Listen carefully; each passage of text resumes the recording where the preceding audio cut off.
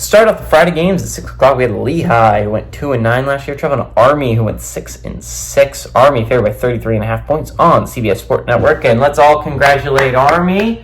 It's their first year in a real conference, baby. The independents are dwindling, and they're dwindling fast. UMass, I think, joins the MAC next year, and it will be down to UConn and Notre Dame as the only two independent football teams left out there.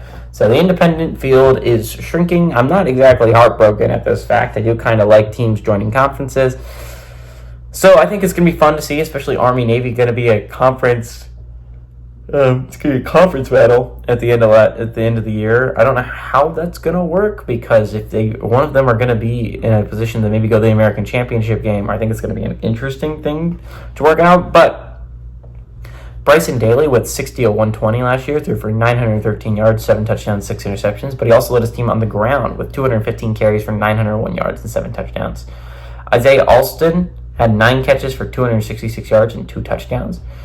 Alston does not return, but they do bring back Daly, so that's a big win for the Army program. I think what's going to be really interesting to look at here is, can Army compete in the American year one, right? Because as much as I love to talk about the American being a really good conference, and I do think they are a solid conference, I'm judging a lot of that on like 4 football teams. I think Memphis, Tulane, UTSA, and USF at this point are all 4 really good football teams. I don't know where the great football teams are coming after that, right? I think USF is a 7-6 team that went 7-6 last year, but they were on the rise at the end of the year.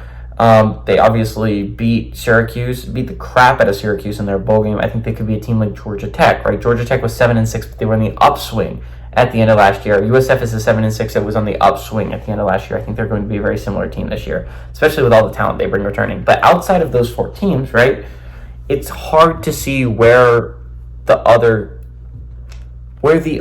teams are going to land, right? Like, it's like there's Tulsa and Temple, and not to talk crap, but UAB, right? Like, these are teams that FAU, and it's just like, these teams didn't do great last year. They just didn't. Charlotte, East Carolina, all these teams didn't make bowl games. Navy. And so Army's going to have right off the bat an opportunity to at least rack up some wins and get to a bowl game this year. Army changed the way they play football at least a little bit. They beat the crap out of Air Force last year. I just don't know if you remember that, but that was the game that ended any hopes of Air Force making the playoffs. Army is a decent football team. I don't think they're great, but I do think they're better than some of these teams in the American. I would be surprised if Army isn't going bowling this year. Give me Army to win, but it just seems hard to imagine an Army team winning by more than 33.5. Give me Army to win, but Lehigh to cover.